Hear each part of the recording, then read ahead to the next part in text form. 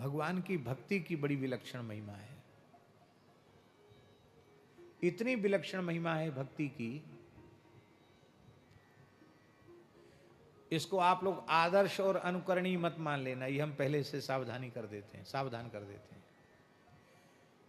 उच्च कोटि के जो भक्त हैं उनकी बात कह रहे हैं, भगवान के अनन्य प्रेमी जो भक्त हैं उनकी बात कह रहे हैं। कथनचित कोई दोष भी उनके जीवन में आ जाए तो वह दोष भी उनको संसार के चक्र में डालने वाला नहीं होता, अपितु वह दोष ही भगवान की उपासना का गुण बन जाता है और भगवान उस दोष को ही गुण मान करके रीझ जाते हैं। एक ऐसे भक्त का चरित्र आता है, व्यास जी ब्राह्मण थे, ब्राह्मण कुल में उनका जन्म हुआ था। उन भक्त का नाम था श्री हरिपाल, और भगवत कृपा से वे बड़े संपत्तिशाली थे, श्रीमंत थे, धनाढ्य थे, पर भगवान की विशेष भक्ति थी उनके मन में। संसार से, शरीर से पूर्ण वैराग्य था, विवाह नहीं करना चाहते थे। लेकिन एक विप्र कन्या ने, वो भी बड़ी भक्तिमती थी, उस विप्र कन्या ने प्रतिज्ञा की कि जो 1000 साधु ब्राह्मण को रोज जिमाएगा मैं उससे विवाह करूंगी, और नहीं तो ब्याह ही नहीं करूंगी, ऐसे ही भजन करूंगी। जब हरपाल जी के कान में बात पहुंची तो हरपाल जी के मन में आया, भैया ऐसी कन्या मिले तब तो विवाह किया जा सकता है, क्योंकि वो उसकी प्रतिज्ञा है कि जो 1000 साधु ब्राह्मण रोज जिमावे उससे मैं विवाह करूंगी। तो उन्होंने स्वीकार कर लिया विवाह का प्रस्ताव, वैदिक पद्धति से विवाह हो गया। अब घर में ठाकुर सेवा, संत सेवा, ब्राह्मणों की सेवा, गौ माता की सेवा, अब सेवा के काम में ऐसे तल्लीन हो गए हरपाल जी कि अब कमाते तो कुछ नहीं, खाली खर्च ही खर्च करते। अरे कोई खर्च ही खर्च करे, कमावे कुछ नहीं तो कुबेर का खजाना भी खाली हो जाएगा। उनके पास जितनी संपत्ति थी सब साधु ब्राह्मण की सेवा में, उत्सव महोत्सव में व्यय हो गई, कुछ नहीं रहेगा उनके पास। जमीन जायदाद थी उसको बेचना शुरू किया, उसको बेच बेच के खिलाने लगे। क्यों? उनको फुर्सत ही नहीं थी धन कमाने की। अब जब वो भी नहीं रहा तब हरपाल जी ने फिर लोगों से उधार लेकर सेवा करना शुरू किया। भैया दे दो, हम फिर समय आएगा तो हम चुका देंगे आपका। तो बड़े आदमी थे, बड़े आदमी की बाजार में साख होती है तो लोग सोचते हैं कि ये जरूर कहीं न कहीं गाड़ के इन्होंने कोई खजाना रखा होगा, अभी बेचते चले जा रहे हैं, जब चाहेंगे 1 मिनट में सबका चुका देंगे, ऐसा लोग मन में सोचते थे। इसलिए लोग उनको, बड़े आदमी थे, बड़ी साख थी उनकी, तो उधार दे देते। लेकिन जब उधार चुकाने का अवसर है तो उधार चुकाने की शक्ति ही नहीं थी, तब लोग समझ गए कि तो उधार तो ले लेते हैं पर देने का तो नाम तक नहीं लेते हैं। तब लोगों ने उधार देना भी बंद कर दिया। पर इन्होंने गौ ब्राह्मण संतों की सेवा बंद नहीं की, वो सेवा करते चले गए। जहां व्यास जी पक्षियों को चुग्गा डालने लग जाओ, धीरे धीरे हजारों पक्षी आने लग जाते हैं। संत सेवा होने लगी तो देश दिशा विदिशाओं से अनेक संत आकर के उनको दर्शन देते, सत्संग होता, सबको कृतार्थ करते। तो अब वो क्या करने लगे हरिपाल भक्त? हरिपाल भक्त अब चोरी करते। चोरी आप लोग मत करना ये काम, इसलिए हमने पहले सावधान कर दिया कि आप कहोगे तो चोरी करके भी सेवा की जा सकती है। पहले हरिपाल जी जैसे अपना सर्वस्व लुटाओ, बाद में सोचना ये बात। अब पहले ही सोच लोगे तो गड़बड़ हो जाएगी। ये अति भक्ति का चरित्र है। तो चोरी क्या करते महाराज जी? सोना चांदी नहीं चुराते, वो घरों में जाते तो घी, बूरा, गुड़, आटा, दाल, चावल, ये जो राशन सामग्री इसी को उठा लाते और उसी के घर से लाते जो कमाता तो खूब, वो साधुओं की ब्राह्मणों की सेवा नहीं करता, उसी के घर जाते, सबके घर नहीं जाते। जो भक्त है, धर्मनिष्ठ है, सेवा करता, उसको क्या लेना। एक वैश्य के यहाँ हरिपाल जी पहुंच गए चोरी करने। वो वैश्य भगवान का बड़ा भक्त था। उसके घर में घुसे और आटा, दाल, चावल, घी, बूरा सब अलग अलग रख लिया, उन्होंने बांध लिया चादर में अपनी, और बांध करके वहां जाने वाले थे। तब तक वो वैश्य की लड़की जग गई। उसने धीरे से अपने पिताजी से कहा, पिताजी लगता है घर में कोई चोर घुसा है, हल्ला मचाओ, लगता है घर में कोई चोरी कर रहा है, वो सब सामान उठा रहा है। तो उस वैश्य ने क्या कहा धीरे से, अरे बेटी चुप हो जा, सो जा। हम तो इसीलिए रोज अपने दरवाजे पर कुंडी भी नहीं लगाते कि कभी महान संत सेवा प्रेमी, साधु सेवा में प्रेम करने वाले भक्त राज हरपाल जी की चरणरज हमारे घर में पड़ जाए। ये चोर नहीं है, ये तो इस नगर के गांव के महान संत श्री हरिपाल विप्र हैं, जो हमारे अन्न चून को साधु सेवा में लगाएंगे। साधु में कहावत है कि जिसका चून उसका पून, साधु को पाप न पून, न पाप न पुण्य, जिसका चून उसका पुण्य।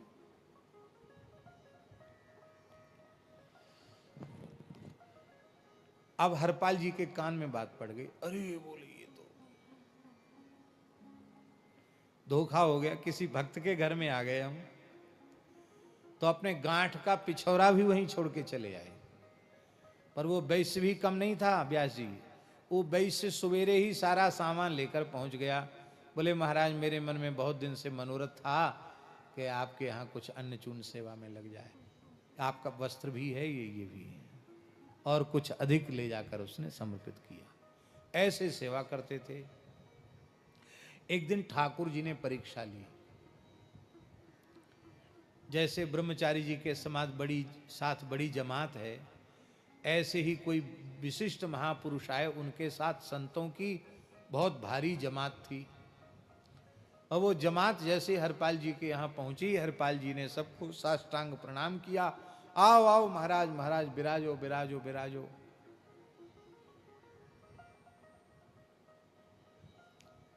पत्नी से कहा कि कुछ है घर में, साधुओं के प्रसाद की व्यवस्था, भिक्षा की व्यवस्था। पत्नी ने कहा स्वामी आपसे क्या छिपा हुआ है, कुछ नहीं है घर में। अच्छा कोई बात नहीं, महात्माओं को पता न चले, कहीं इनको पता चलेगा कि घर में कुछ नहीं है, कहीं चले गए साधु तो ठीक नहीं होगा। इनको प्रेम से बिठाओ और देख तेरे कान में थोड़ा सा स्वर्ण है, उसी को दे करके और कुछ बाल भोग की व्यवस्था हो जाए, अब बाकी व्यवस्था सब ठाकुर जी करेंगे। तो अब रात तो थी नहीं जो ले आते, दिन था, क्या करें। तो आज मन में सोचा कि दिन दहाड़े ही राहजनी करेंगे। राहजनी जानते हो ना, राहजनी समझते हैं कि नहीं, रास्ते में खड़े होकर किसी को लूट लेंगे। तो हरपाल जी निरंतर भगवान नाम का जप करते हुए बड़े बड़े तिलक धारण करते थे, तुलसी माला, और वो लठ पर अपनी ठोड़ी टिका के खड़े हो गए। और हे द्वारिकाधीश प्रभु, आज संतों की लाज रख दो, आज हमारे मेहमान घर में आए हैं, घर में खाने को कुछ नहीं है, कोई मालदार आदमी भेज दो, एक बार में ही लूट कर सब व्यवस्था हो जाए। तो दूसरा कोई मालदार तो नहीं आया, स्वयं रुक्मिणी जी के साथ द्वारिकाधीश भगवान आ गए। अब द्वारिका में ये बढ़िया से दिखा सकते हैं किसी प्रसंग में।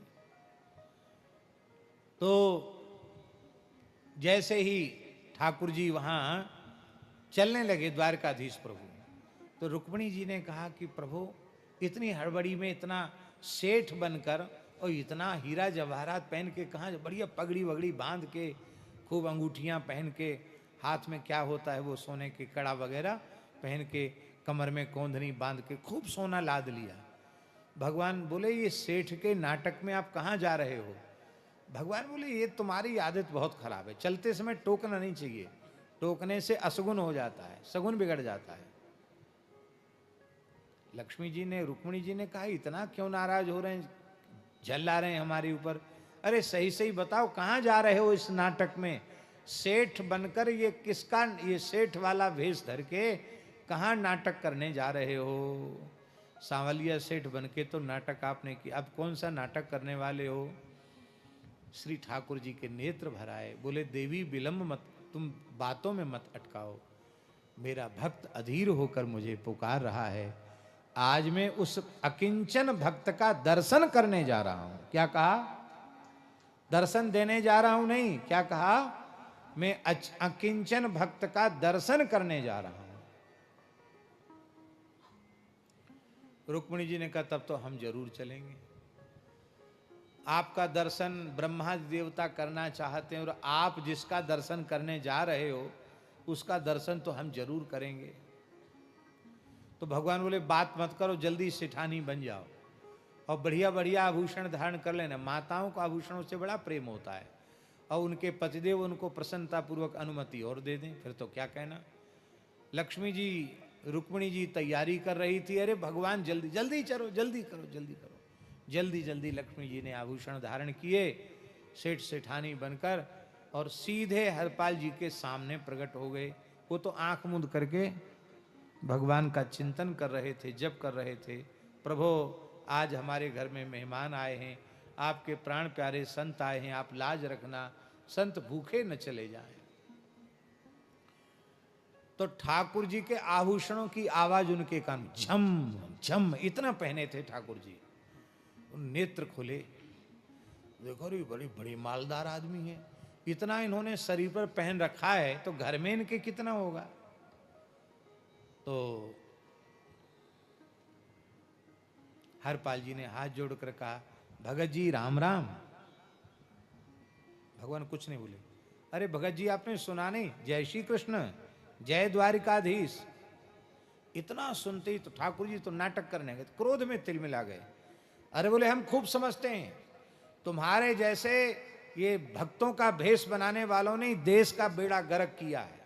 हाँ, दिन भर राम राम करते हो, रात में चोरी करते हो, हम सब जानते हैं। वो तो भगवान तो ठीक ही बोल रहे थे, दिन भर राम राम करते हो, रात में चोरी करते हो। ये तुम्हारे जैसे लोगों पर हम विश्वास नहीं करते हैं,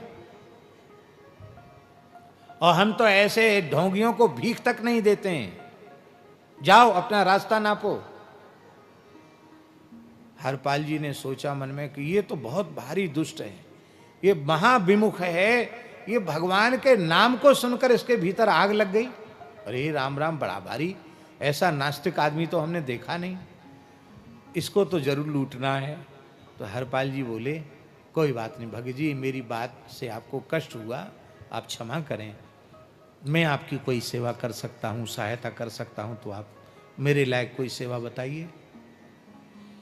भगवान बोले कि हमको अमुक नगर तक जाना है और हमारे पास तुम देख ही रहे हो कि बहुत आभूषण हैं और कुछ हीरे जवाहरात, कुछ मुद्राएं भी हमारे पास, कुछ धन भी है हमारे पास, और हमने सुना है कि यहाँ इस क्षेत्र में एक बहुत बड़ा डकैत है, उसका नाम हरपाल है, लूट लेता है वो, तो उससे हमको बड़ा डर लग रहा है, तो उससे सुरक्षित बचाकर हमको इस जंगल के रास्ते को पार करा दो। हरपाल जी बहुत प्रसन्न हुए, चलो हमारे ही नाम ले रहा है। बोले हाँ हाँ है तो वो बहुत ऐसे ही आदमी जो आप कह रहे हैं, आपने ठीक कहा, पर एक बात है, हम आपको वहाँ तक पहुँचाएंगे, आपका कुछ सामान भी उठाएंगे, आपको वहाँ तक पहुँचाएंगे सुरक्षित, तो आप हमको क्या देंगे? बोले तुम जो इच्छा हो सो मांग लो। तो हरपाल जी ने कुछ मांग लिया, कहा देखो हमको मजदूरी पहले दे दो, क्योंकि हमारे घर में कुछ मेहमान हैं जिनसे उनके कुछ प्रसाद की व्यवस्था हो सके। और हरपाल जी को उन्होंने कुछ दिया और उन्होंने घर जाकर दे दिया, सब व्यवस्था हो गई। अब हरपाल जी चलने लगे तो ठाकुर जी ने क्या कहा कि देखो भगत तुम आगे आगे चलना और हम पीछे पीछे चलें, क्यों? एक तो रास्ता तुम्हारा देखा हुआ, हमारा रास्ता देखा हुआ नहीं है। दूसरी बात यह है कि सामने से कोई चोर बदमाश, कोई शेर भालू चीता कोई आ गया तो कौन हमारी रक्षा करेगा? आप आगे आगे चलो। तीसरी बात, आप पीछे मुड़ के मत देखना, क्यों? हम अपनी सेठानी के साथ क्या बात करते हैं? आप भगत आदमी, आपको सुनने की क्या जरूरत है? आपको देखने की क्या जरूरत है? हाँ, बिल्कुल ठीक बात है, हम नहीं देखेंगे। अब ठाकुर जी रुक्मिणी जी से बात कर रहे हैं, देखो रुक्मिणी जी बीच बीच में कहते हैं कि कुछ गौ सेवा करनी। अरे बोले महामूर्खता का काम है गौ सेवा में पैसा खर्च करना, साधु सेवा, अरे बोले ये तो और ही वज्र मूर्खता का काम है। ये निठल्ले बाबाजियों को खिलाने से क्या मिलेगा? अरे पैसा है, पैसे से पैसा बढ़ता है, इसको और बढ़ाना चाहिए। देखो इतने खजाने वहाँ भर गए हैं, अब वहाँ एक नया खजाना स्थापित करना है, वहाँ नया धंधा खोलना है। अब रुक्मिणी जी भी भगवान का रुख समझ रही, रुक्मिणी जी सेवा की बात कहती, भगवान उसको फटकारते हैं और ये कान में सुनते हैं, पीछे देखते नहीं, क्यों? शपथ दिला दी है। भगवान ने ऐसा क्यों किया? ऐसा इसलिए किया कि भगवान सोच रहे हैं ऐसा साधु सेवा प्रेमी, ऐसा अकिंचन भक्त, इसकी चरणरज में मस्तक पर लगाऊंगा, ये देखेगा तो मेरी लीला बिगड़ जाएगी। अनुब्रजाम हम नित्यम पूये ये त्यंग्री रेणु भी। अब बातचीत सुन के उनको निश्चय हो गया कि ये मालदार बहुत है, लेकिन आज तक इसने कोई अच्छा काम किया ही नहीं। ऐसे आदमी का धन तो सेवा में लग जाए तो बहुत अच्छा है। तो बीच जंगल में उन्होंने अपना साफा खोला और बिछा दिया रास्ते में, जोर से लठ पटका धरती पर, खबरदार एक पैर यहां से आगे बढ़ाया तो जितना माल पानी ये सब रख दो, यहां सारे आभूषण उतार कर यहां रख दो। भगवान ऐसे ऐसे कांपने लगे। रुक्मिणी जी मन में सोचने लगी कि मधुकैटभ के आगे नहीं थर थर कांपे, हिरण्यकशिपु हिरण्याक्ष के आगे थर थर नहीं कांपे, रावण कुंभकर्ण के आगे थर थर नहीं कांपे, शिशुपाल दंतवक्त्र के आगे, कंस के आगे थर थर नहीं कांपे। ये क्या हो गया इनको? कलयुग में लगता भगवान भी कमजोर हो गए हैं, ये इतना क्यों डर रहे हैं? रुक्मिणी जी की समझ में नहीं आ रहा था। वो अब तक यही नहीं समझी थी कि यही भक्त हैं,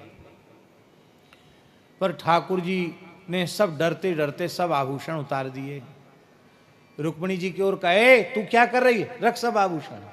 रुक्मिणी जी ने भी सब रख दिए। एक कन्नी अंगुली में एक अंगूठी रह गई। हरपाल जी की नजर पड़ी, बोले ये क्यों रह गई? का ये थोड़ी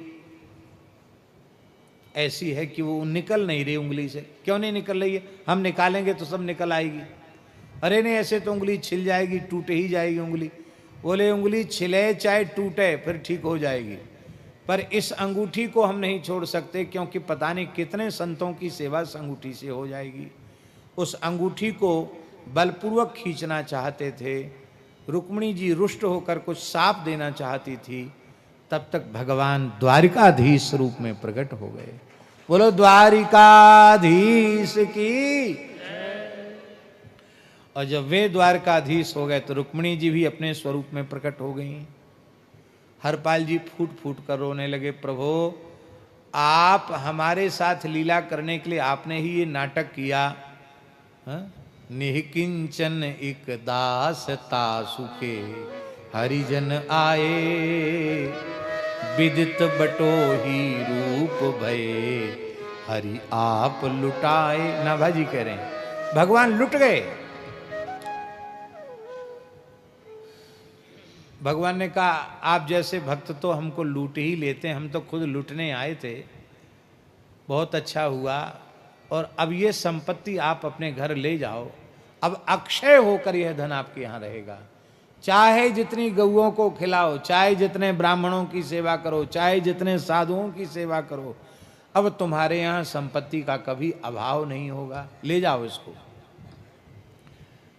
हरपाल जी बोले कि हमको लोग कितना मूर्ख कहेंगे कि ठाकुर जी को तो जंगल में छोड़ आया और धन ले आया, और भगवान आज जो आपका हमें दर्शन हुआ है इसके मूल में मेरी पत्नी का योगदान है।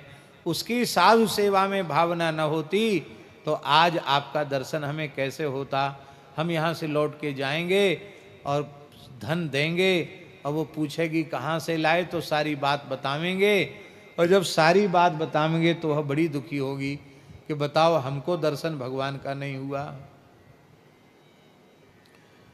तो आप कृपा करें, आप मेरी पत्नी को भी दर्शन देकर कृतार्थ करें। तब ठाकुर जी हरिपाल जी की गोद में आ गए। रुक्मणी जी और ठाकुर जी को अंक में लेकर के हरिपाल जी आए हैं। कलिकाल की घटना है। और उन सभी संतों ने शंख चक्र गदा पद्मधारी भगवान का रुक्मणी जी के सहित दर्शन किया। सब कृतार्थ हो गए। अब देखो, यस्यास्ति भक्तिर भगवत्य किंचना, भगवान के चरणों में निष्काम भक्ति है तो एक दोष भी उन्हें भगवत साक्षात्कार कराने वाला हो गया।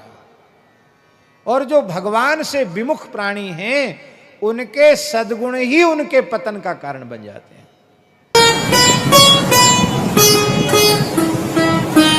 श्री सीताराम प्रतिदिन सत्संग एवं दर्शन के लिए श्री महाराज जी के ऑफिशियल चैनल को जरूर सब्सक्राइब करें।